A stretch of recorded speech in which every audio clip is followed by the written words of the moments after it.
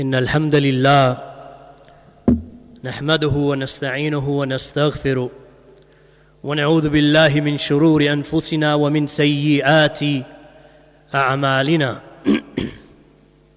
من يهده الله فلا مضل له ومن يضلل فلا هادي له وأشهد أن لا إله إلا الله وحده لا شريك له وأشهد أن محمدًا عبده ورسوله أما بعد يا أيها الذين آمنوا اتقوا الله حق تقاته ولا تموتن إلا وأنتم مسلمون يا أيها الناس اتقوا ربكم الذي خلقكم من نفس واحدة وخلق منها زوجها وبث منهما رجالا كثيرا ونساء واتقوا الله الذي تساءلون به والأرحام إن الله كان عليكم رقيبا يا أيها الذين آمنوا اتقوا الله وقولوا قولا سديدا يصلح لكم أعمالكم ويغفر لكم ذنوبكم ومن يطع الله ورسوله فقد فاز فوزا عظيما أما بعد فإن أصدق الحديث كتاب الله وخير الهدي هدي محمد صلى الله عليه وسلم وشر الأمور محدثاتها وكل محدثة بدعة وكل بدعة ضلالة وكل ضلالة في النار وبعد.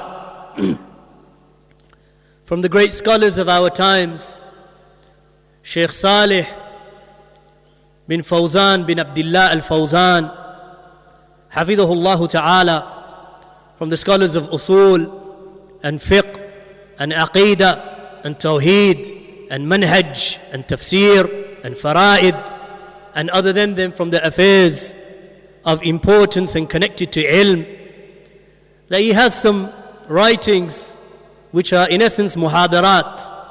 They are sermons and admonitions aimed towards the general Muslims so that they may benefit from that which the Messenger of Allah sallallahu alaihi wasallam used to admonish his companions radiyallahu anhum with.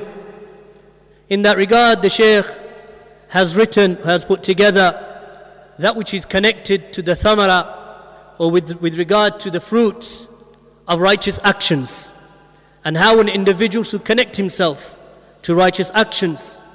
So he mentions, after praising Allah subhanahu wa ta'ala, Alhamdulillahi Rabbil Alameen, that Allah subhanahu wa ta'ala is the Lord of all of the worlds, and all praise is due to Allah Jalla wa Ala. He mentions that we are obligated, all of us, every believer, mankind, whether believer, meaning within the ranks of Islam, or whether outside of the ranks of Islam, that mankind in general is obligated with the performance of righteous deeds based upon Tawheed, based upon the worship of Allah subhanahu wa ta'ala alone. And that an individual, that he should be plentiful with regard to the rights of obedience to Allah, for without doubt they are the cause of success and salvation from destruction that will occur sooner or later. So if an individual is not connected towards righteous actions and does not connect his heart to Allah subhanahu wa ta'ala and fill his life with plenty of righteous actions of obedience to Allah subhanahu wa ta'ala, then no doubt destruction is close at hand for that individual. Allah subhanahu wa ta'ala has mentioned, ثم ننجي رسلنا والذين آمنوا كذلك حقا علينا ننجي المؤمنين. That Allah subhanahu wa ta'ala has stated, then we shall save our messengers and those who believe. Thus it is incumbent upon us to save the believers. And likewise we find the hadith of the Messenger of Allah sallallahu alayhi wa sallam, تعرف إلى الله في الرخاء ويعرفك في الشدة. Be acquainted with Allah in times of ease and prosperity, then Allah will be acquainted with you, meaning that He will come and aid you in times of hardship and distress.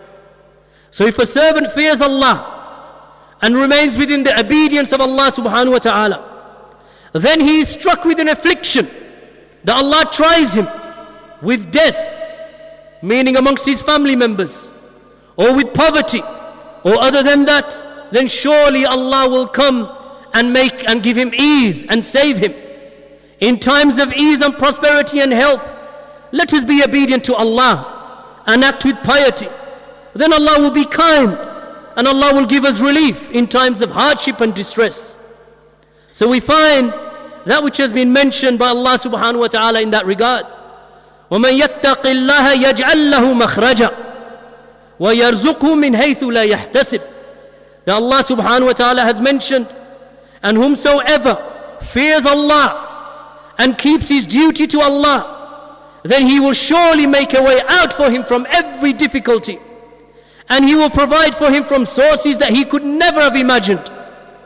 So my brothers and sisters, ikhwan wa akhawat, there is no doubt that the one who fears Allah subhanahu wa ta'ala and keeps his duty to Allah subhanahu wa ta'ala, then Allah will find him a way out and give him a way out. And this is from the bounties and the blessings of Allah subhanahu wa ta'ala upon those who are the muttaqoon, those who have taqwa, those who fear Allah, those who show obedience to Allah subhanahu wa ta'ala. So Allah will give them a way out. And the scholars have mentioned that when Yunus alayhi salam, the great and noble prophet of Allah, when he called upon his Lord, whilst he was in the belly of the whale, the angels, they heard that, and they said, Ya Rabbi, hada sawtun ma'ruf fi biladin ghariba. That they said, our Lord, this voice is familiar and known in a strange land, or meaning in a strange place. فقال الله عز وجل. So Allah the Mighty and Majestic, He said, أما تعرفون ذلك? That do you not know that? Meaning, do you not know Him, or do you not know what that is? قالوا ومن هو? So the angels, they said, who is that? So Allah subhanahu wa ta'ala replied, Abdi Yunus, that is my servant Yunus. So then the angels, they said to Allah subhanahu wa ta'ala, Abduka Yunus, that this is your servant Yunus, the one who never ceased with regard for his actions to be raised and being accepted, وَدَعْوَةٌ مُسْتَجَابَةٌ, and that his call or his supplication was always answered. So Allah subhanahu wa ta'ala said, Na'am, yes, that is the Yunus. So then those angels, they replied, Ya Rabbi, afala tarham? Oh my Lord, will you not therefore show mercy?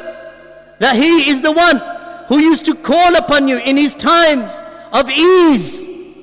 And will you not save him now in his time of trial and difficulty? So Allah subhanahu wa ta'ala responded, Bala, فَأَمَرَ اللَّهُ وَالْحُوتِ فَتَرَهَهُ بِالْعَرَاءِ. So then Allah subhanahu wa ta'ala commanded the whale that had swallowed up Yunus, and then the angel, then that whale, it released and it spat out Yunus upon the shore. So Ad-Dahaq ibn Qais, he said, that he mentioned, Ad-Dahaq ibn Qais, أذكر الله في الرخاء. Remember Allah subhanahu wa ta'ala in times of ease. Inna Yunus alayhi salam kana yadhkur Allah ta'ala. That indeed Yunus alayhi salam, that he used to remember and make dhikr of Allah subhanahu wa ta'ala. فَلَمَّا وَقَعَ فِي بَطْنِ الْحُوتِ قَالَ اللَّهُ. So then he mentioned, so then that which occurred, meaning that he was taken into the belly of the whale, then Allah subhanahu wa ta'ala stated, فَلَوْلَا أَنَّهُ كَانَ مِنَ الْمُسَبِّحِينَ. And that if he had not been from those who used to glorify Allah, لَلَبِثَ فِي بَطْنِهِ إِلَى يَوْمِ يُبْعَثُونَ. That indeed he would have remained in the belly of the whale up until the day of resurrection. And this is the reality, my brothers and sisters, that we tend to remember Allah subhanahu wa ta'ala, and we tend to hasten towards righteous deeds when the bala, or when the trial and tribulation inflicts itself upon us. Then we remember Allah, then we start giving sadaqah, then we start raising our hands.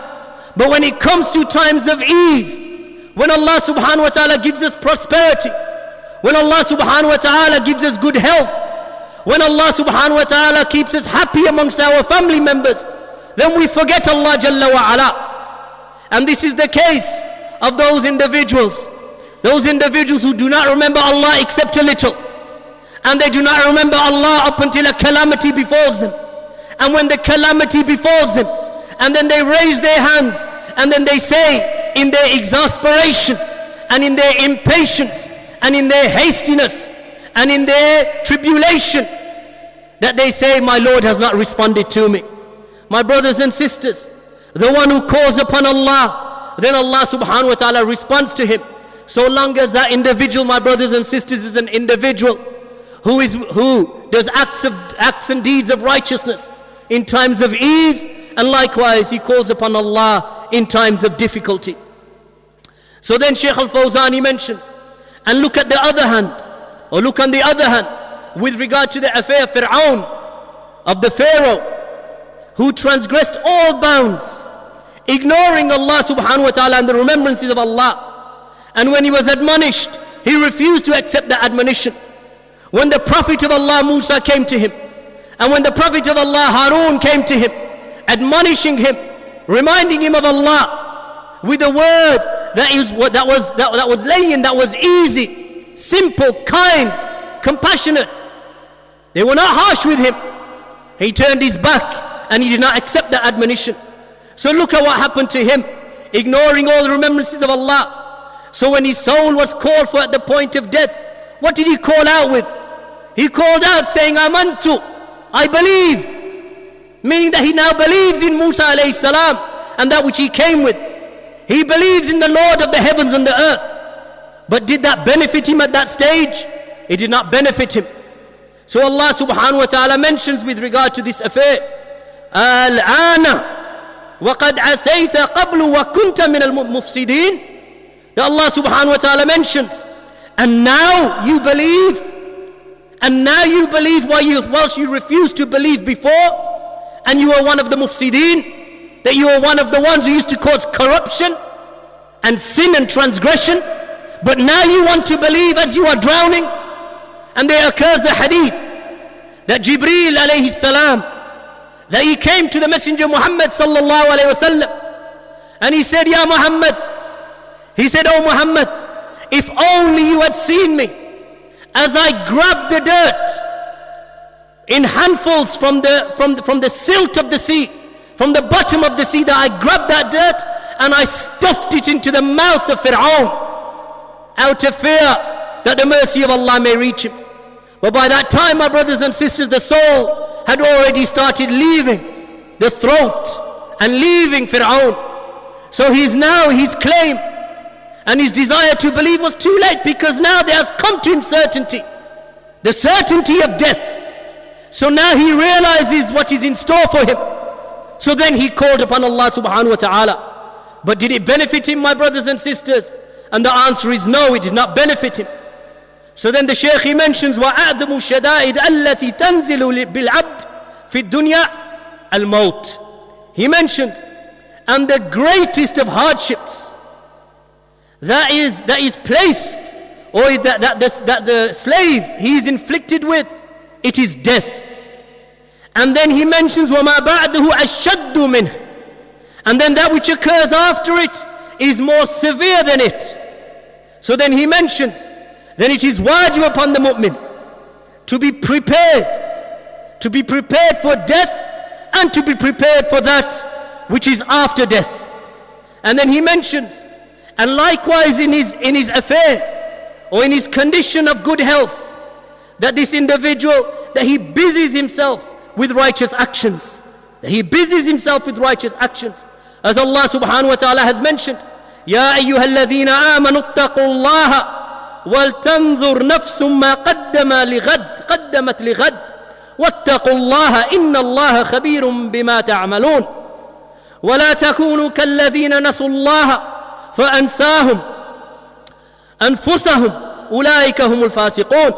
That Allah subhanahu wa ta'ala has mentioned, O you who believe, fear Allah subhanahu wa ta'ala, and let every soul look for that which is sent forth for tomorrow, and fear Allah subhanahu wa ta'ala, and indeed He is all aware of what you do. And then Allah subhanahu wa ta'ala mentions, وَلَا تَكُونُوا كَالَّذِينَ نَسُوا اللَّهَ. And do not be of those who forget Allah, and they will be caused to forget their own selves. أُولَٰئِكَ هُمُ الْفَاسِقُونَ. And indeed they are the ones who are the sinners. So whomsoever remembers Allah whilst he is in a state of ease and good health, and he prepares himself with righteous actions to meet Allah subhanahu wa ta'ala, then Allah remembers him, and Allah aids him in his times of hardship, and Allah is with him, and Allah protects him, and Allah gives him firmness and steadfastness upon Tawheed and upon the Sunnah of Allah's Messenger alayhi salatu wassalam. And even if he was to die during that hardship, then he would die whilst Allah is pleased with him. As for the one who forgets Allah whilst being prosperous, at ease, in good health, and is not prepared and ready to meet Allah, if he was to die, then Allah will leave him, and Allah would abandon him, and Allah will forget him when he is afflicted with hardships and calamities.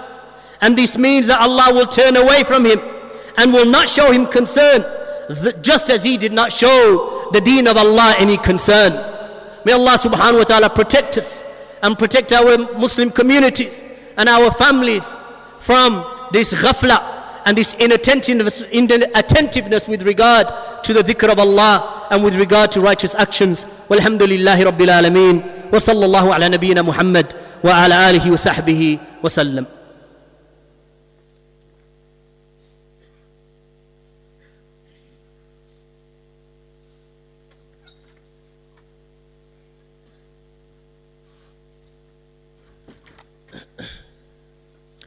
الحمد لله رب العالمين والصلاة والسلام على أشرف المرسلين وعلى آله وصحبه أجمعين.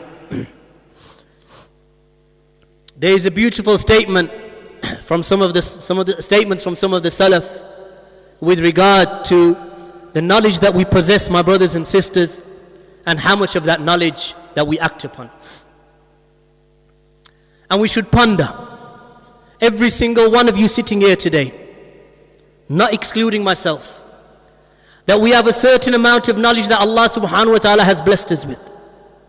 Then if we compare the amount of knowledge that Allah Jalla wa Ala has blessed us with in comparison to how much of that knowledge that we act upon, then you will recognize, my brothers and sisters, how deficient we are with regard to that which we know and that which we act.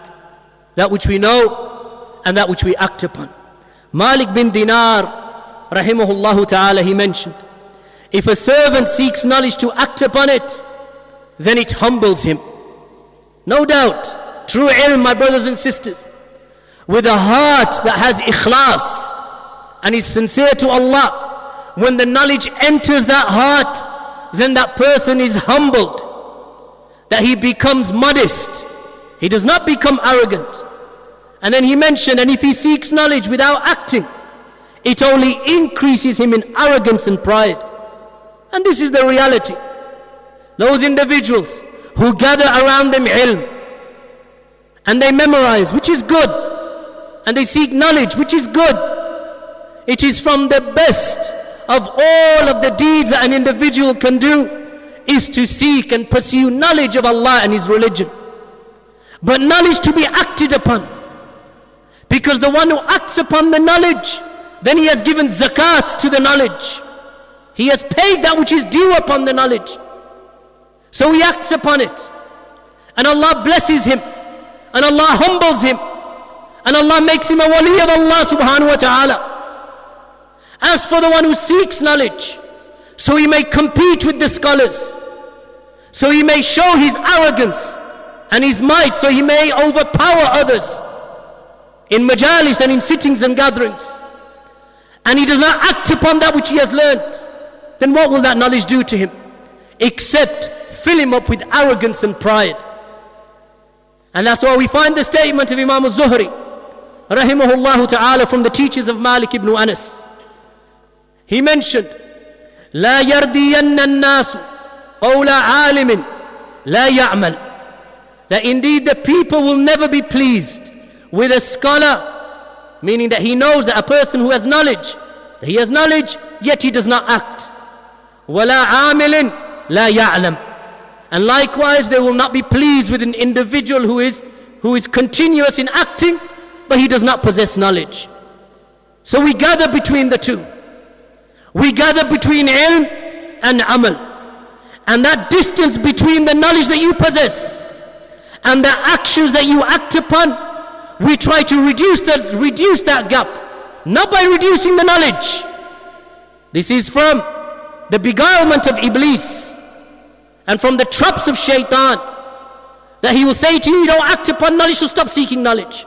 No, but rather that you proceed and you continue in seeking knowledge, and you strengthen yourself in your actions, and you turn to Allah subhanahu wa ta'ala in that regard. And there is an amazing story, my brothers and sisters, what righteous actions can do and how they can bring about salvation. There occurs an amazing story for the people of taqwa in that which is reported by Imam Bukhari and Imam Muslim, rahimahumullah, from Abdullah ibn Umar radiyallahu anhuma, that the Prophet sallallahu alaihi wasallam mentioned that there were 3 people from those who came before you, meaning from Bani Israel, and they set out upon a journey during the night, and they reached a cave, so they entered into the cave. But then a boulder came in front of the mouth of the cave and blocked the entrance of the cave. So they said, nothing can rescue you from the rock except that you make dua to Allah, mentioning the righteous deeds that you have done purely for the sake of Allah. So one of them said, oh Allah, I had 2 elderly parents, and I never used to put my family and my slaves before them in service, and I used to give them milk to drink, meaning that this is what I used to do for them every day without exception and without giving precedence to anybody else. But one day I was delayed in seeking fodder, and I did not return with the flock up until my parents had already gone to sleep. I had milked the animals for them, but found that they were both asleep. However, I hated to give the milk to my family and my children and my servants before them. So I waited with the bowl in hand and waited for them to awake up until the break of dawn. Imagine this man, my brothers and sisters. All day he's been working, collecting fodder, looking after his cattle. Then he milks his cattle, and then he returns. And then he presents the milk to his parents, but they're asleep. And he does not want to wake them from his sleep. He has his wife and his children around him who are hungry, and he does not serve them. But rather, after all of that long day in working, he waits there with the milk in hand, does not go to sleep. Surely after a tiring day, that he would be tired and would love to go to sleep, but he waited due to the service of his parents, holding the milk in hand. And that's why Shaykh al-Albani rahimahullah ta'ala, commenting upon this, he mentions by Allah that the etiquette and the nobility of this type of individual, he said, does not leave any doubt, or should not leave any doubt, or hardly any doubt, that this individual must have been from those who was from the prophets of Allah in terms of the service that he gave to his parents. This type of service, my brothers and sisters, is hard to find, if at all readily found in our, or if at all found in our times. Well, then when they awoke, he gave them the milk to drink. Oh Allah, he said, if I perform this deed seeking your face, then free us from this affair of the boulder. So it moved slightly, but he did not get out. The other one said, oh Allah, my uncle had a daughter, and she was the person that I loved the most. And I tried to persuade her to have sexual relations with me, but she kept refusing up until a year came, and she suffered from a year of famine. And then she came to me in desperation, and I gave her 120 dinar on the condition that she would comply with my desire and she would sleep with me. So she agreed. And then he mentioned, but when I was about to fulfill my desire, she said, O servant of Allah, do not violate my chastity except by lawful means. She said, then I felt ashamed and shy to commit the crime against her, so I left her alone. And she was the most beloved and the most dearest of all of the people to me. And likewise, I left the gold with her that I gave her. Oh Allah, if I did that seeking your face alone, then release us from this situation that we are in. So the rock moved a little bit more, but they were still unable to escape. Then the third man, he said, "Oh Allah, I employed some laborers and paid them their wages, except a single man, that he did not come and take his wages. So I invested his wages, and after a while it grew into a great deal of property. Then some time passed by, and he returned back to me and he said, 'Give me my wages. I worked for you, give me my wages.' So then the man said, 'All of the camels that you see, all of the cows that you see, all of the sheep, all of the slaves that you see, they are your wages.' He said, 'O servant of Allah, do not mock me.' He said, 'By Allah, I do not mock you. Take it.' So then he said that he took it and led it all of it away, leaving nothing. So then this man said, 'Oh Allah, if I did that, seeking only your face, then release us from our situation.' So the rock moved and they walked out of the cave." Ponder, my brothers and sisters. These are three individuals who did three righteous deeds of piety. One of them, service to his parents. Also an act of piety is what?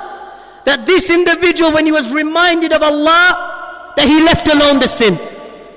When that woman reminded him to fear Allah, he left alone the sin, and Allah counted that as a righteous deed.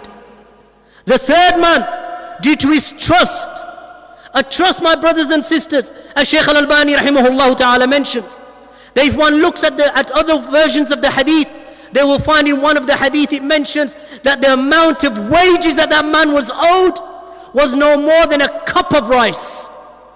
That's all he was owed in value, a cup of rice, and he did not collect it.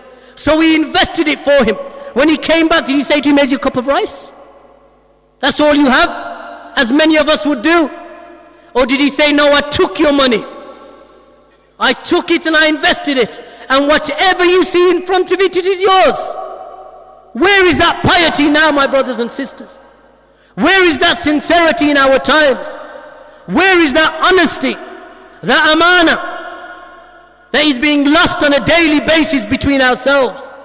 Brother against brother, sister against sister. Lack of trust, lack of honor, lack of common decency and civility. Something that even the kuffar, they recognize in some of our behavior. Untrustworthiness, not a person of his word. What times have we entered into, my brothers and sisters? And then when the hardship comes, we say, where's Allah? Why didn't Allah answer me? That's what you find people saying, hasty in their supplications. Musta'jileen, hasty and wanting the answer now. Yet in times of ease, they didn't call upon Allah. Look at these three men. In times of ease, look what they did. In times of hardship, Allah came to their aid. Trapped inside of a cave, how long would they have survived? Without water, without drink, before Allah subhanahu wa ta'ala would have taken their souls. But they remembered that we have some good deeds. We have compiled some good deeds in our life, by way of which we can make tawassul and make wasila to Allah, seek nearness to Allah by way of those affairs. So let us be, my brothers and sisters, from those individuals who pay attention to these affairs. That we are from those individuals, as Shaykh al-Fawzan mentions, that we are those individuals that we are not destroyed in this life and destroyed in the hereafter, due to the fact that we do not seek beneficial knowledge, due to the fact that we do not act upon the knowledge that we possess. And Allah saved the believers who were amongst them. Amongst who? Amongst the people of the past that He mentions. He said, look at Nuh alayhi salam. Look at the people of Ad, Thamud. How Allah subhanahu wa ta'ala destroyed them for their not worshipping Allah and for their crimes and sins. And then Allah saved the believers who were amongst them, not destroying a single one of them. And He destroyed the unbelievers, not leaving a single one of them. Allah saves the believers, not destroying a single one of them. And Allah destroyed the unbelievers, not leaving a single one of them. فَفَاتَّقُوا اللَّهِ, as Shaykh al-Fawzan mentioned, so fear Allah, have taqwa of Allah. And then he concludes by saying, and be steadfast upon your religion. And in that there is success and salvation and happiness in this life and in the next life. And do not waste your deeds. Do not drown in sins and disobedience. And if you see those who do that, then do not envy them. And do not desire their life that leads to destruction and punishment. And when a calamity befalls them, they have lost their means for they do not remember Allah in times of ease. But now they want Allah to help them in their times of difficulty. Let us not be from those individuals, my brothers and sisters. May Allah protect us from forgetfulness. May Allah protect us from being those who are lackadaisical with regard to acting upon the knowledge that we possess. And may Allah subhanahu wa ta'ala raise us in this world and raise us in the akhirah amongst the righteous and the pious, amongst the siddiqeen and the shuhada and the nabiyeen wa rusul. Wa jazakumullahu khairan. Walhamdulillahi rabbil alameen. Wa sallallahu ala nabiyyina Muhammad wa ala alihi wa sahbihi wa sallam.